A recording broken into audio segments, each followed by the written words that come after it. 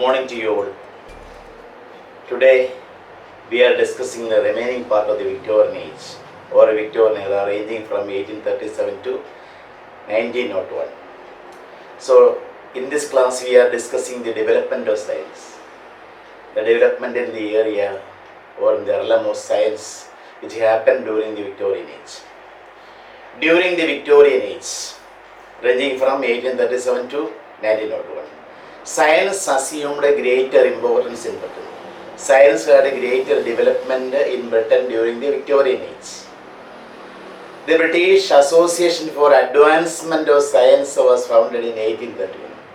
There was an association, there was a board, something like that, founded for the advancement or development of science during the Victorian Age. It was known as the British Association for Advancement of Science. The British Association for Advancement in Science, B.A. British Association for Advancement in Science. It was established in which year? It was founded in 1831. 1831. Please note the year, 1831. So until 2009 it was known as British Association for the Advancement of Science, and later it came to be called British Science Association. Now it is known as, the association is called the British Science Association. British Science Association, BSA. And the founder of British Association for Advancement of Science was William Vernon Harcourt. William Vernon, B-E-R-N-O-N.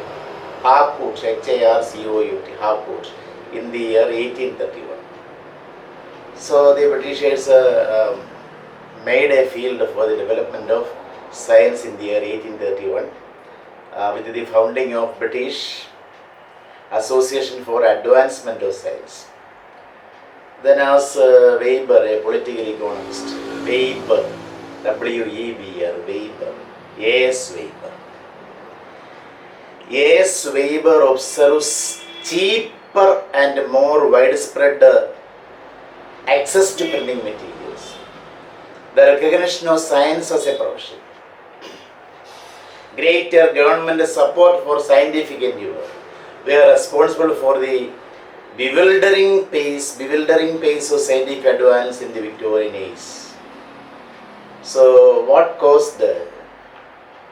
the reason for the bewildering pace? Bewildering means totally confusing. Pace is actually one step in walking or running, and other meaning is development. Bewildering pace, confusing development, or scientific advance in Victorian Age were all these factors, which were the factors mentioned by A.S. Weber for the bewildering development of scientific advance, scientific improvement in Victorian Age. Number one, cheaper, inexpensive, cheaper, and more widespread, more spreading access, closeness, nearness to printing materials. People had close access to printing materials during the Victorian Age. It was one of the reasons, one of the factors which contributed to the development of science during the Victorian Age. And number two, the development of science had another foundation, another basis. It is the recognition of science as a profession. People began to regard science as a profession. Until then, science was never considered to be a profession. It was considered to be some experiments. And during the Victorian Age, people began to take seriously science as a profession. For eking out their living or making their living, they found science as a profession. Eking out, E-K-I-N, eking out means making. Making a living, they found science as a profession. The second reason, second factor or second element which contributed to the wonderful base of scientific development was the recognition, the approval of science as a profession. People began to consider science as a decent profession. And number three, greater government support for scientific endeavor. There was governmental support for scientific works. People who conducted scientific works and experiments were greatly encouraged by the government or from the governmental level. There was tremendous support for the scientific people or people who were indulged in scientific experiments. There is greater government support for scientific endeavor. Endeavor means work.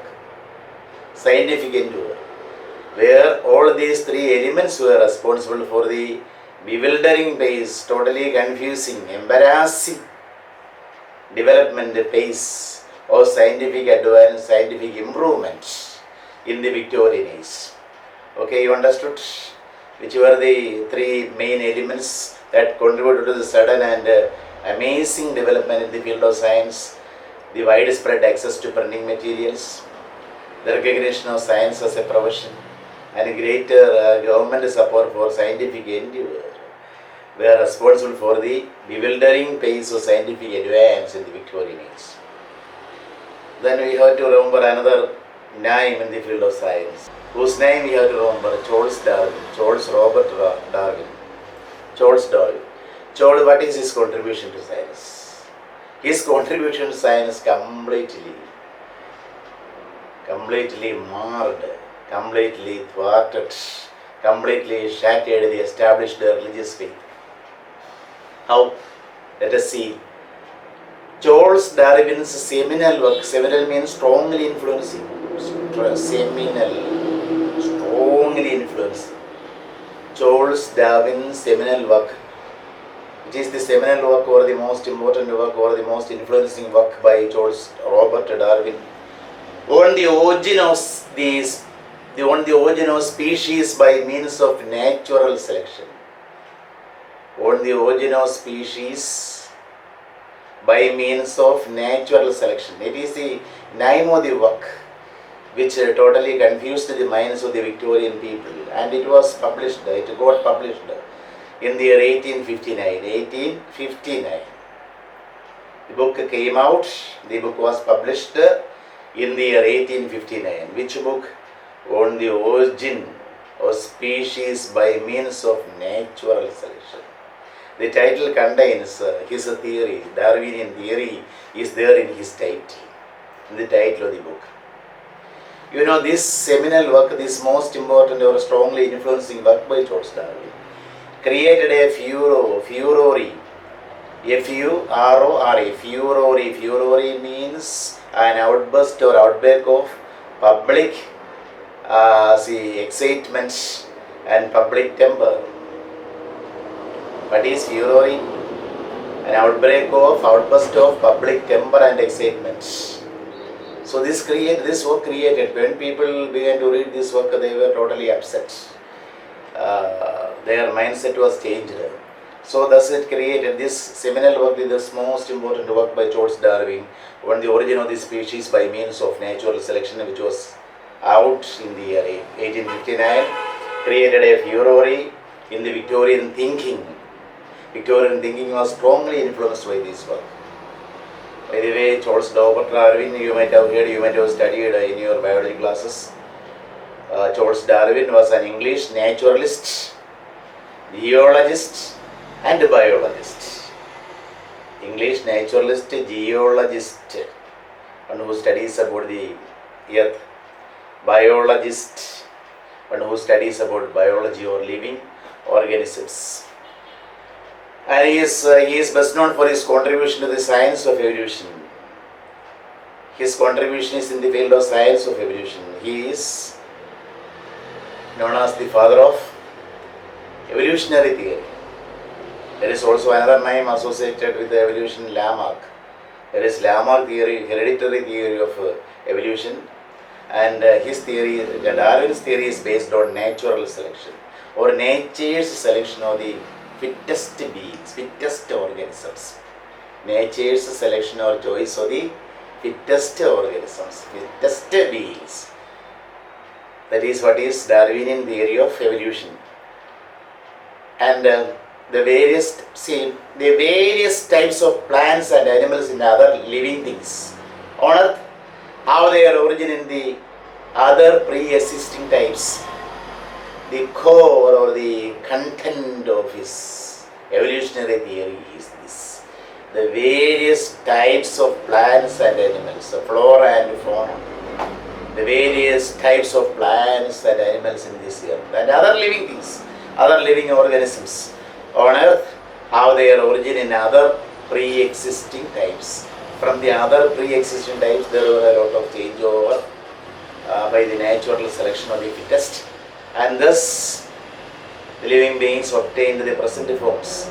So this is the cardinal theory, the nucleus theory of evolution, enunciated by, expounded by, enunciated, expounded, propounded means interpreted, enunciated or propounded or expounded by Charles Darwin. Being a naturalist or an observer of nature, he keenly studied, very sharply studied the flora and fauna and formulated the theory of evolution. He formulated the theory of evolution by observing the living organisms and the plants and other living things in the nature. Evolution, see, being a naturalist, he very keenly, very sharply observed the flora and fauna and formulated the theory of evolution from these observations, from the observations he collected, from the observations he made on nature. The theory of evolution by Darwin maintained that all forms of life had developed gradually from a common ancestry. He argued that, he advocated that all living forms had a common ancestry, common origin, a one-celled organism, something like protozoa, something like protozoa, he argued. What was his argument? What was his chief argument in the theory of evolution? See, the theory of evolution maintained, established. The theory of evolution propounded or expounded or interpreted by Charles Robert Darwin maintained, established that, what is his theory? All forms of life, all forms of organisms had developed gradually. All kinds of living things had developed gradually. They had a development very slowly or gradually or step by step or pace by pace, from a common ancestry, from a common origin in ancient times. All living things had a common ancestry or a one-celled organism, like protozoa. This was his argument. What is his theory? You should study the evolution theory in a sentence. The theory of evolution maintained that all forms of life had developed gradually from a common ancestry. And it also affirmed that, and also the theory, Darwinian theory of evolution also affirmed means confirmed. The theory affirmed or confirmed that in the general struggle of survival, and he pointed out that all living things, all living and non-living things actually had a struggle for existence. Yes, we also have a struggle for existence. I am also having a struggle for existence. You also have, everybody has a struggle for existence. Hasn't it? Okay. So, the Darwinian theory of evolution also affirmed that in the general struggle, there is a general struggle for what? For survival or for existence. For existing in the present world, the all living and non-living organisms make a struggle. They enter into a struggle. And in this struggle, and in the general struggle, the only fittest will survive. Only the fittest people will survive. So, what is the core point of Darwinian theory? The nucleus point of Darwinian theory. Darwinian theory also affirmed, confirmed, strengthened that in the general struggle for survival, in the general struggle for surviving or for existence, only the fittest survive. Is even today it is true. Even in the present scenario, we can see that this theory is true. Only the fittest will survive. Only the ablest organisms. Only the most capable beings will survive in the struggle for existence. As students, you must remember this theory. Only the fittest will survive. So we have to study much harder and make ourselves fit. Otherwise, we will be set apart. Otherwise, we will be thrown out. So this theory is applicable to all living things, including human beings. Okay. So what is affirmed by the Darwinian theory of evolution? It also affirmed that in the general struggle of survival, only the fittest survived. This theory raised a great controversy and argument in the Victorian England. You know, Darwinian theory, it happened as a bolt from the blue. So it came to the minds of the people as a sudden surprise. What happened? Because of the theory enunciated by Charles Darwin. This theory it made great controversy. It was a controversial theory as far as the Victorian people who were pure Christians, who were pure religious admirers were concerned. It came as a bolt from the blue. It was a sudden surprise for them. So this theory made a great controversy and argument. It also paved the ground for argument in the Victorian England. This theory raised the great controversy and argument in the Victorian England during the period of Queen Victoria in England. You know, this theory enunciated, theory propounded by Darwin, theory expounded by Darwin, created a furore and it paved the way for controversy and argument in the Victorian England. People begin to wonder whether they have to put their belief in Bible and other religious faith or the Darwinian theory.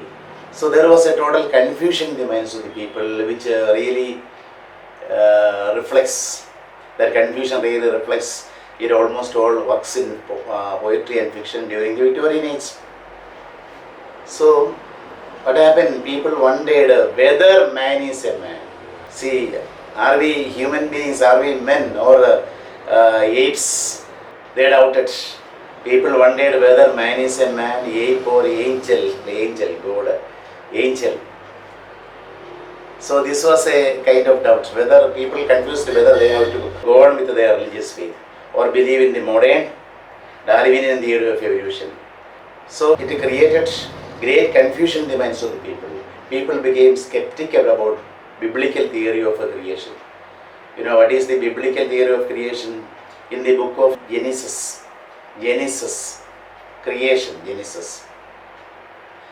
The Old Testament contains the book of Genesis. The first chapter is the book of Genesis, creation. And in that chapter, it is clearly stated that in the beginning, God created heavens and the earth. In the beginning, God created heavens and the earth. Now the earth was formless and empty.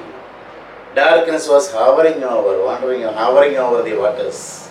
And God said, "Let there be light," and there was light.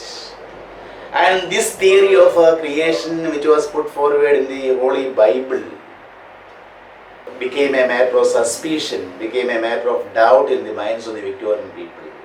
They were totally confused as to which is acceptable. What should they believe, whether biblical words or the words made by Charles Darwin? There was actually this skepticism made people almost pessimistic. I have just mentioned, I have just gave an idea in my previous class. Okay, what happens? People wondered whether man is a man, ape or an angel. The shift from the biblical concept of creation. There was Charles Darwinian theory created or caused a change from the biblical concept of creation. Biblical concept of creation, I just said, see in the book of Genesis, it is in the beginning, God created heavens and the earth. And now the earth was formless and empty, darkness was hovering over the waters, and God said, "Let there be light," and there was light, there came light, there was light. And this shift from the biblical concept of creation to the concept of greatest adaptations of the creatures to their natural environment. Charles Darwin pointed out that when the one-celled organism, all these developments happened, all these organisms, all these beings came out. And he pointed out that there were adaptations of the creatures to their natural environment. So creatures started adapting to their natural environment. For example, he pointed out in earlier times reptiles like snakes had legs and all. When they had to pass through the roots of trees and holes, the legs became very much inconvenient. And thus, by adapting to the natural environment, they had they happen to be in the present forms. That is adaptation to the natural environment. Adaptations of the creatures to their natural environment.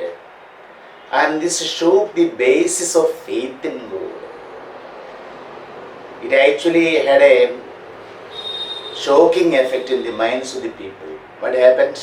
They shifted from the biblical concept of creation to the concept of the gradual, slow adaptations, changes of the creatures to their natural environment.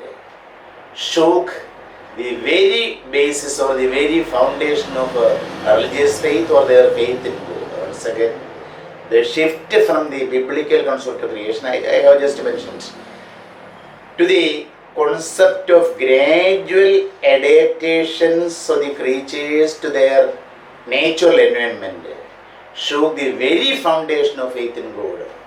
And people stood helplessly because of their skepticism.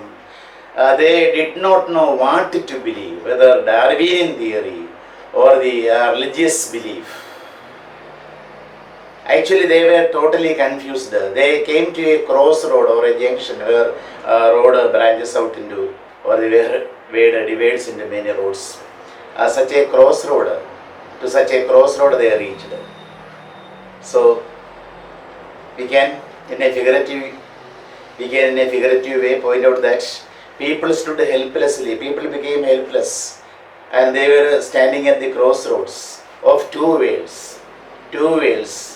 And to borrow the line of Matthew Arnold, the religious man, a true Christian, Matthew Arnold, one of the greatest poets during the Victorian age, Matthew Arnold, M-A-T-T-H-E-W, Matthew Arnold, A-R-N-O-R-L-D, Matthew Arnold. In his poem Grand Charters, G-R-A-N-D-E-C-H-A-R-T-E-U-S-C. It's a Latin word. He gave his poem a Latin word, and it is pronounced as Grand Charters. And there is a famous line. People came to a junction where he points out that people came to a crossroad of two worlds. One dead. One world dead actually. One dead means the Christian belief with their old systems and old beliefs, old conventional beliefs was dead. That belief was dead in the minds of the people. One world dead. And other powerless to be born.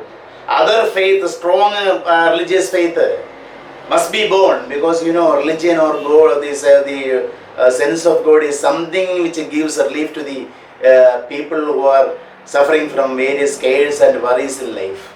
So such elements are highly essential for giving solace, giving comfort to the paining minds. But Matthew Arnold points out that the older religious faith was already dead, and a new religious faith with all its strength, all the new beliefs, new systems, that was powerless to be born. It doesn't come to existence. That new world, the new world of religion doesn't come to existence. That was his wailing, that was his painful statement. What he is saying? It is true, people stood helplessly at the crossroads of two worlds.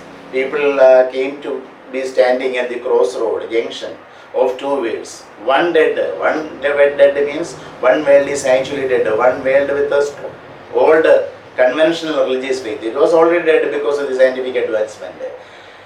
And also there should be, the religious faith should never allowed it to be extinct. The religious faith should never be allowed to be extinct. It must be born. But the religious faith with the new vigor and vitality did not come into existence. It was powerless to be born. So people stood helplessly at the crossroads of two worlds, one dead and other powerless to be born. So this line was borrowed from Matthew Arnold's famous poem Grand Charters. Grand Charters. Okay, you understood? The scientific method of observation. Observation is a scientific method, a scientific technique. So we come to scientific postulates, scientific theories through observation and also a critical insight. So the scientific method of observation and critical insight influenced the poetic art of Tennyson and other poets. Tennyson, Alfred Lord Tennyson. He is the most representative poet of the Victorian Age. He is the poet who represented the Victorian Age with the proper spirit. That is why he is called the most representative poet of the Victorian Age. Who is the most representative poet? Alfred Lord Tennyson. And we can see the elements of observation and critical insight in his poems. And that is the result of the scientific advancement or scientific improvement during this period. The scientific method of observation and critical insight. Critical insight means the insight with a critical view, the insight with a critical basis. Critical insight influences the poetic art of these two things. Which things? The scientific methods of observation and a critical insight influenced the poetic art of Tennyson and other poets. The scientific spirit was also clearly discernible in fiction also. In the area or in the branch of fiction also, the scientific spirit could be clearly discernible. D-I-S-C-E-R-N-I-B-L-E means visible. Discernible, visible in fiction. Discernible, visible. You know, the scientific spirit or spirit of science was also clearly discernible in fiction also. Fiction, in the branch of literature. Fiction also we could see, people could see a visible scientific spirit. The problems of heredity and environment attracted the attention of novelists. The problems of heredity, it was an evolution theory produced by Lamarck. Heredity which is carried across the generations by genes. The problem of heredity and environment. It is a theory in Charles Darwin's evolution. Science is science. Evolution has the connection with the environment. The problems of heredity and environment attracted the attention of novelists. These two elements certainly attracted the attention, captured the attention of novelists also during the Victorian Age. Biology, you know, biology is the science of, it is a study of living organisms. Biology is study of living organisms. And psychology. Psychology is a science which deals with the human mind and its workings. Psychology is a science which deals with the human mind and its working. And pathology means the science or science of causes and effects of diseases. Pathology, science of causes and effects of diseases. The science which deals with the causes and results, effects of diseases. Pathology. Biology, psychology and pathology influenced the works of Charlotte Bronte. Charlotte Bronte, one of the famous novelists during the Victorian Age. Charlotte Bronte, a famous novelist, Jane Eyre. They were sisters trio. There were three sisters, Charlotte Bronte, Emily Bronte and Annie Bronte. Charlotte Bronte, Emily Bronte and Annie Bronte, and they also, the three sisters wrote novels.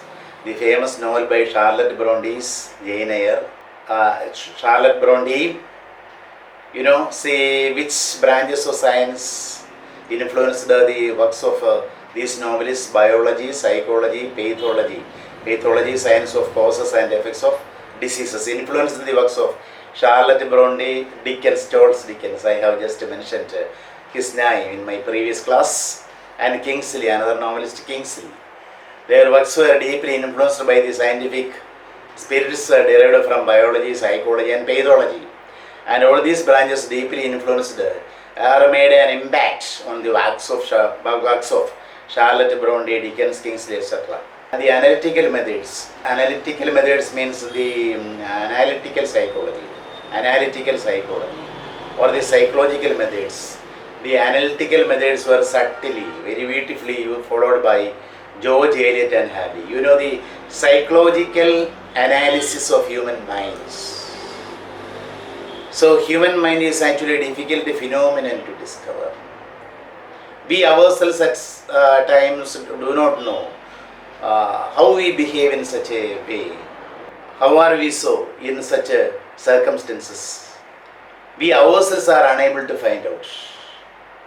That is the working of human minds. The analytic methods or the psychoanalysis, psychological analytical methods were very beautifully, subtly, used by George Eliot. George Eliot is the name of a woman novelist. It is her pen name. George Eliot is her pen name. Her real name is Mary Ann Evans. Mary Ann Evans. Her famous novel is Million the Flows. George Eliot and Thomas Hardy, a Victorian novelist, Thomas Hardy. The writer of the novels, like famous novels like Far from the Madding Crowd, The Mayor of Casterbridge, etc. The Mayor of Casterbridge, Far from the Madding Crowd, etc. They actually followed the psychological, analytical theory, analytical methods. So this was the influence, great impact, great influence on the poetry as well as fiction of science during the Victorian Age. Then we can study about utilitarian theory once again. Utilitarianism. By the way, who is the founder of utilitarian theory or modern utilitarianism? What is his name?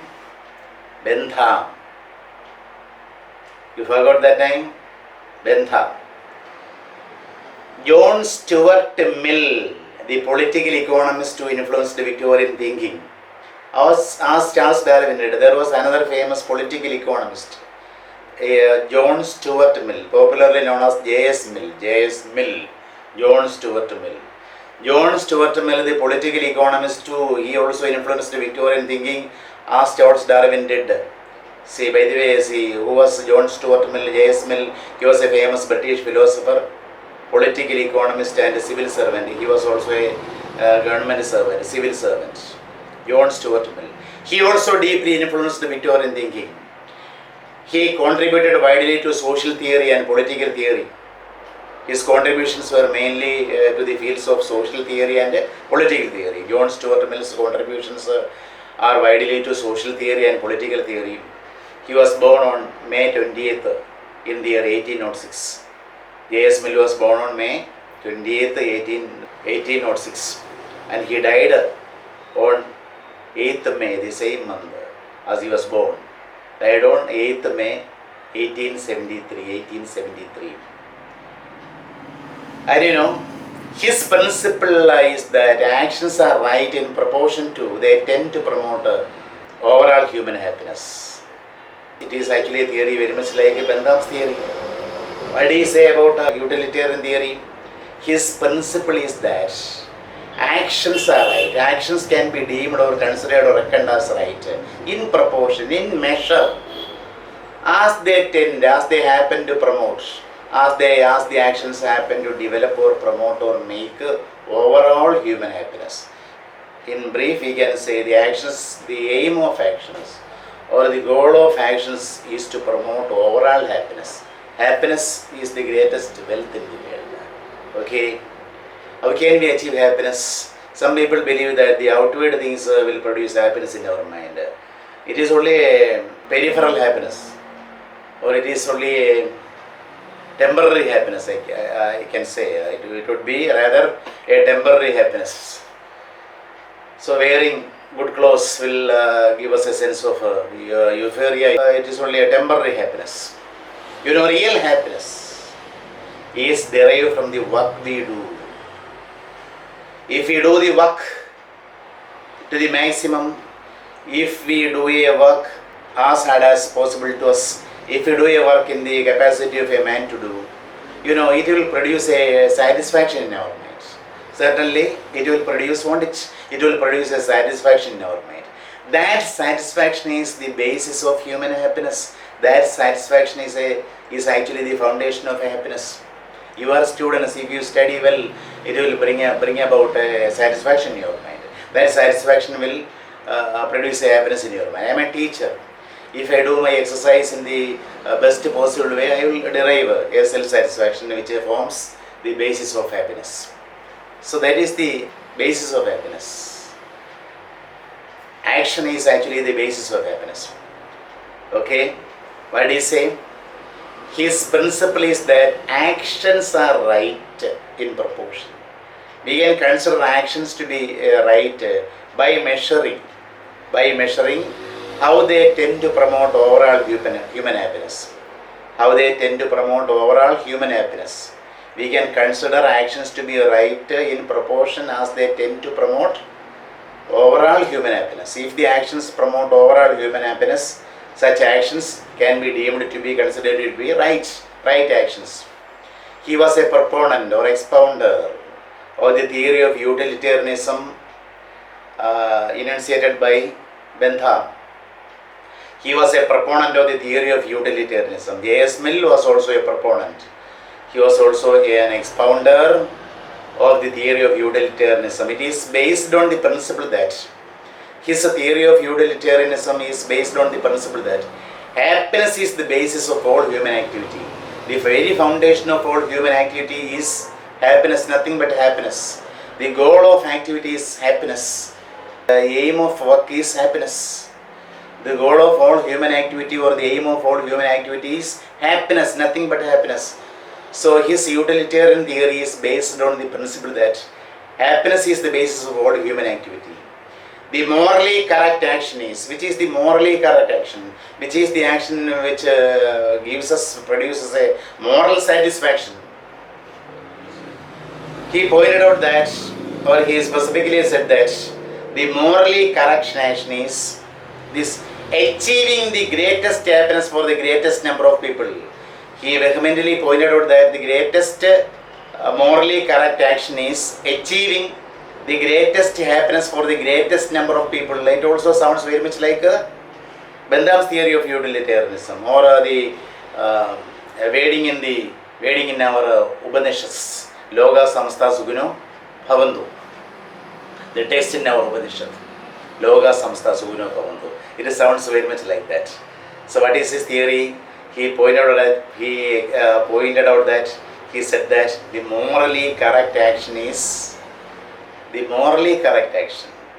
correct action which seems to our mind or our conscience is achieving. That action will achieve the greatest happiness for the greatest number of people. The morally correct action will achieve or produce the greatest happiness for the greatest number of people. Mill defines happiness as pleasure and absence of pain. According to J.S. Mill, the political economist, happiness means pleasure and the absence of pain. Pleasure, a kind of pleasure, a rejuvenating effect. Pleasure and absence of pain. There should be no pain physically or mentally. That is the basis of happiness. That is actually the real happiness. But according to Mill is the real happiness, pleasure and the absence of pain. He defines happiness as pleasure and the absence of pain. So according to J.S. Mill, actions are right as long as they tend to promote happiness. J.S. Mill pointed out that actions are right, actions can be deemed or considered or reckoned as right as long as they tend to produce, they make to promote happiness, develop happiness. And wrong, we can consider the actions to be wrong. We can easily find that the actions are wrong if they tend to promote the reverse of happiness. The reverse of happiness is sorrow. So according to J.S.Mill, actions are right as long as they tend to promote happiness, and we can consider the very actions to be wrong if they tend to promote the reverse of happiness, which is sorrow. This theory of utilitarianism by J.S.Mill was a strong force behind the upsurge. Upsurge means coming out of the democratic reforms during this period. And actually, J.S. Mill's theory of utilitarianism contributed much for the upsurge or the development or the coming out of the democratic reforms during the Victorian age, such as the Reform Bill of 1832 and the Reform Bill of 1867 were actually affected because of this upsurge, and people became aware of their civic rights. And see, his theory of J.S. Mill's theory of utilitarianism became very much like a catalyst in promoting the democratic reforms which happened during the year 1832 and another second reform act which happened in 1867. And see, the Victorian age witnessed noteworthy contributions to the world of medicine, medicine also. The world of medicine also improved very much. The Victorian age witnessed noteworthy means remarkable contributions to the world of medicine, like anesthesia. The medicines used to make people unconscious before operation. Antiseptics are B.A.Eng.Litt. And the technique of vaccination. Vaccination means vaccinations are used for improving the immunity power.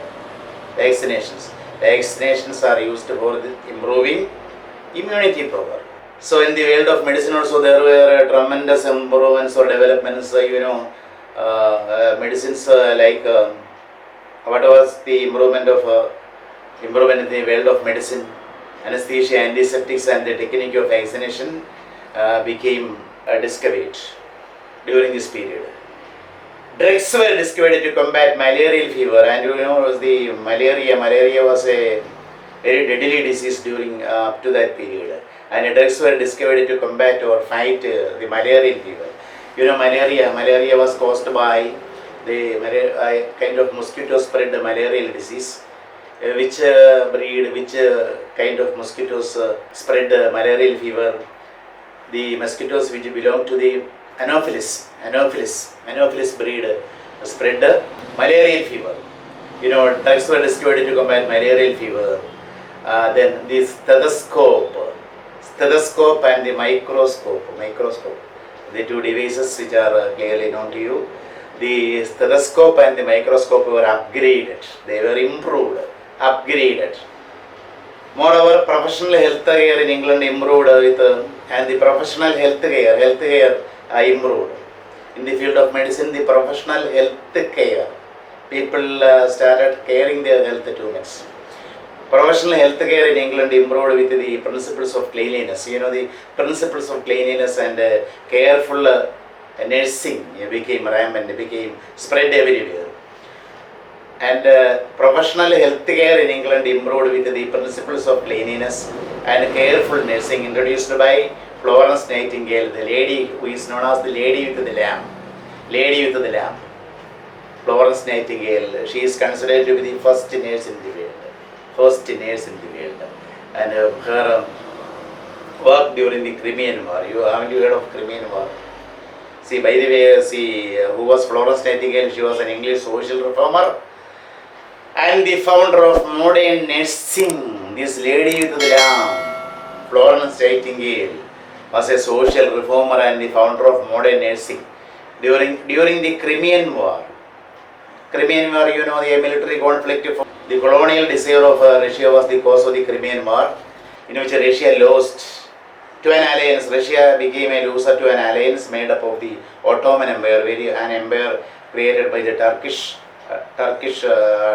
tribes, and France, UK, and Sardinia. Sardinia is an Italian island in the Mediterranean Sea. Sardinia is a large Italian island in the Mediterranean Sea. So this was the islands, which were the members of the alliance: Ottoman Empire, France, UK, Sardinia, and the Russians lost it. During this Crimean War, So many British soldiers were wounded. So many British soldiers were wounded, and Florence Nightingale selected 38 volunteer nurses and came to the war front and treated the wounded English soldiers, wounded British soldiers. And that was the great service done by Florence Nightingale. And thus she became the very first nurse in the world. And she is aptly known as Lady with the Lamp. And the present nursing world are deeply indebted to her, Florence Nightingale. And in the world of medicine also, Victorian Age witnessed noteworthy contributions. And it's like anesthesia, antiseptics, and the technique of vaccination, everything were developed during the Victorian Age. So these are the major developments in the field of medicine. Okay, let us meet in the next class.